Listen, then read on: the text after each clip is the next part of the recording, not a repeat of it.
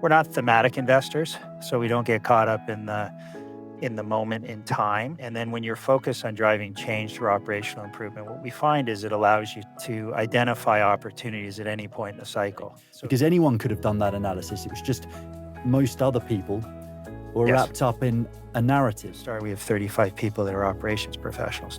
Those individuals are men and women who've come up through industry and really been in meaningful operating roles.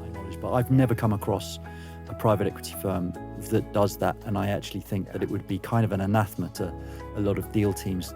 If I were to say to you, Ross, who's the investment professional? Where does the operating team sit? You wouldn't be able to identify. We're all co-mingled. You need to balance off integrating that knowledge into your private equity business with the ability to act with autonomy and flexibility. Because it's often that information advantage that allows us to see opportunities that others can't see. So don't underestimate the small world that we live in and the interconnectedness of relationships. You're listening to Fund Shack. I'm Ross Butler, and today my guest is David Nowak. He's president of Brookfield's private equity group.